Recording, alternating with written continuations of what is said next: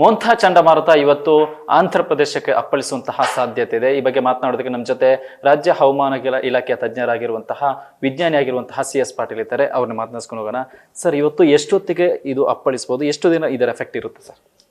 ಈ ಮೋಂಥಾ ಚಂಡಮಾರುತವು ಆಂಧ್ರ ಪ್ರದೇಶದ ಕರಾವಳಿಯಲ್ಲಿ ಇವತ್ತು ಅಕ್ಟೋಬರ್ 28ರಂದು ಸಾಯಂಕಾಲ ಮತ್ತು ರಾತ್ರಿಯ ಸಮಯದಲ್ಲಿ ಇದು ಅಪ್ಪಳಿಸಬಹುದು. ಮತ್ತು ಇದು ಅಪ್ಪಳಿಸುವಾಗ ಗಾಳಿಯ ವೇಗ ಪ್ರತಿ ಗಂಟೆಗೆ 90ರಿಂದ 100 ಕಿಲೋಮೀಟರ್ ಇರಬಹುದು. ಕೆಲವೊಮ್ಮೆ ಗಾಳಿಯ ವೇಗ 110 ಕಿಲೋಮೀಟರ್ ತನಕ ಹೋಗಬಹುದು. ಸರ್, ಇದು ಆಂಧ್ರದ ಮಚಿಲಿಪಟ್ಟಣಂ ಈ ಕರಾವಳಿ ಭಾಗಕ್ಕೆ ಮಾತ್ರ ಸೀಮಿತ ಆಗುತ್ತಾ, ಇಲ್ಲ ಇಡೀ ಆಂಧ್ರ ಪ್ರದೇಶಕ್ಕೆ ಇದರ ಎಫೆಕ್ಟ್ ಆಗುತ್ತಾ ಅಂತ?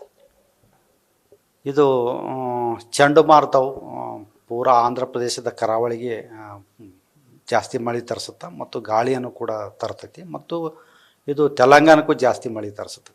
ಸರ್, ಇದು ಅಲ್ಲಿಯ ಸಾರಿಗೆ ವ್ಯವಸ್ಥೆಗಾಗಿರ್ಬೋದು ಅಥವಾ ಜನರಿಗೆ ಯಾವ ರೀತಿ ಎಫೆಕ್ಟ್ ಆಗ್ಬೋದು? ಜನರು ಯಾವ ರೀತಿ ಅಲರ್ಟ್ ಆಗಿರಬೇಕು? ಸಾರಿಗೆ ವ್ಯವಸ್ಥೆಯಲ್ಲಿ ವಿಳಂಬನ ಆಗ್ಬೋದು ಮತ್ತು ಹೆಚ್ಚು ಜನರು ಸಾಧ್ಯದ ಮಟ್ಟಿಗೆ ತಮ್ಮ ಪ್ರಯಾಣವನ್ನು ಮುಂದೂಡ್ಬೋದು. ಮತ್ತು ಇದು ಜಾಸ್ತಿ ಗಾಳಿ ಮತ್ತು ಮಳೆ ಇರುವುದರಿಂದ ಇದು ಭಾರಿ ಅಪಾಯಕಾರಿ. ಮತ್ತು ತಗ್ಗು ಪ್ರದೇಶದ ಜನರು ಎಚ್ಚರದಿಂದ ಇರಬೇಕು ಮತ್ತು ಎತ್ತರ ಪ್ರದೇಶಕ್ಕೆ ಸ್ಥಳಾಂತರಿಸೋದು ಒಳ್ಳೆಯದು. ಸರ್, ಇದು ರಾಜ್ಯದ ಮೇಲೆ ಯಾವ ರೀತಿ ಎಫೆಕ್ಟ್ ಆಗ್ಬೋದು? ಕೋಸ್ಟಲ್ ಆಗಿರ್ಬೋದು ಅಥವಾ ಉತ್ತರ ಒಳನಾಡು ಆಗಿರ್ಬೋದು, ಈ ಒಂದು ಜಿಲ್ಲೆಗಳ ಮೇಲೆ ಯಾವ ರೀತಿ ಎಫೆಕ್ಟ್ ಆಗುತ್ತೆ ಸರ್? ಕರ್ನಾಟಕ ರಾಜ್ಯದ ಮೇಲೆ ಅಷ್ಟೊಂದು ಏನು ಇದು ಪರಿಣಾಮ ಇಲ್ಲ. ಆದರೆ ಉತ್ತರ ಒಳನಾಡಿನ ಜಿಲ್ಲೆಗಳಲ್ಲಿ ಇದು ಮಳೆ ತರ್ತೈತಿ. ಮತ್ತು ದಕ್ಷಿಣ ಒಳನಾಡು ಮತ್ತು ಕರಾವಳಿ ಜಿಲ್ಲೆಗಳಲ್ಲಿ ಹಗುರದಿಂದ ಸಾಧಾರಣವಾಗಿ ಮಳೆ ತರಬಹುದು. ಉತ್ತರ ಒಳನಾಡಿನ ಜಿಲ್ಲೆಗಳಲ್ಲಿ ಅಕ್ಟೋಬರ್ 28 ಹಾಗೂ 29ರಂದು ಹಲವು ಕಡೆ ಮಳೆಯಾಗುವ ಸಾಧ್ಯತೆ ಐತಿ. ಮತ್ತು ಬೀದರು, ಕಲಬುರಗಿ, ಯಾದಗಿರಿ, ರಾಯಚೂರು, ವಿಜಯಪುರ, ಬಾಗಲಕೋಟೆ ಜಿಲ್ಲೆಗಳಿಗೆ ಕೆಲವು ಕಡೆ ಭಾರಿ ಮಳೆಯಾಗುವ ಸಾಧ್ಯತೆ ಇರುವುದರಿಂದ ಅಕ್ಟೋಬರ್ 28ರಂದು ಯೆಲ್ಲೋ ಅಲರ್ಟನ್ನು ಕೊಡಲಾಗಿದೆ. ಮತ್ತು ದಕ್ಷಿಣ ಒಳನಾಡಿನ ಜಿಲ್ಲೆಗಳಲ್ಲಿ ಅಕ್ಟೋಬರ್ 28 ಹಾಗೂ 29ರಂದು ಹಲವು ಕಡೆ ಹಗುರದಿಂದ ಸಾಧಾರಣವಾಗಿ ಮಳೆಯಾಗುವ ಸಾಧ್ಯತೆ ಐತಿ. ಬೆಂಗಳೂರಿನಲ್ಲಿ ಕೂಡ ಅಕ್ಟೋಬರ್ 28ರಂದು ಹಲವು ಕಡೆ ಸಾಧಾರಣವಾಗಿ ಮಳೆಯಾಗ್ಬೋದು.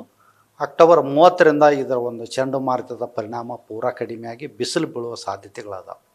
ಸರ್, ಬೆಂಗಳೂರಲ್ಲಿ ಸದ್ಯಕ್ಕೆ ಮೋಡ ಕವಿದ ವಾತಾವರಣ ಇದೆ. ಇದು 2 ದಿನಕ್ಕೆ ಮಾತ್ರ ಸೀಮಿತ ಆಗುತ್ತಾ ಅಥವಾ ಕಂಟಿನ್ಯೂ ಆಗ್ಬೋದಾ ಅಂತ? ಇದು ಇವತ್ತು ಜಾಸ್ತಿ ಇರ್ತೈತಿ ಮೋಡ ಕವಿದ ವಾತಾವರಣ. ನಾಳೆಗೆ ಇದು ಸ್ಕೈ ಓಪನ್ ಆಗುವ ಸಾಧ್ಯತೆಗಳದಾವೆ. ನಾಳೆ ಬಿಸಿಲು ಬೀಳೋ ಸಾಧ್ಯತೆಗಳು ಕೂಡ ಅದಾವೆ ಬೆಂಗಳೂರಿನಲ್ಲಿ. ಸರಿ, ಹಿಂದೆ ಕರಾವಳಿ ಭಾಗದಲ್ಲಿ ಸತತವಾಗಿ ಮಳೆ ಸುರಿದಂಥ ಸಂದರ್ಭದಲ್ಲಿ ಗುಡ್ಡ ಕುಸಿದಂಥ ಒಂದಿಷ್ಟು ಅವಾಂತರ ಆಗಿತ್ತು. ಈ ಬಾರಿ ಆ ರೀತಿ ಏನಾದರೂ ಮುನ್ನೆಚ್ಚರಿಕೆ ಇದೆಯಾ ಸರ್? ಅಂದರೆ ಈ ಸತ್ಯಕ್ಕೆ ಈ ಒಂದು 2 ದಿವಸದಲ್ಲಿ ಅಷ್ಟೊಂದು ಮಳೆ ಆಗುವ ಸಾಧ್ಯತೆಗಳು ಇಲ್ಲ. ಅದರಲ್ಲಿಂದ ಅಷ್ಟೊಂದೇನು ಇದು ಆಗಲ್ಲ. ಇಷ್ಟು ವಿಜ್ಞಾನಿ CS ಪಾಟೀಲ್ ಅವರ ಮಾತು. ಕ್ಯಾಮರಾ ಪರ್ಸನ್ ಸೂರಜ್ ಜೊತೆ ಸತ್ತಾ, news first, Bengaluru. News first, ನಿರ್ಭೀತಿಯಿಂದ ನಿಮ್ಮ ಪರವಾಗಿ.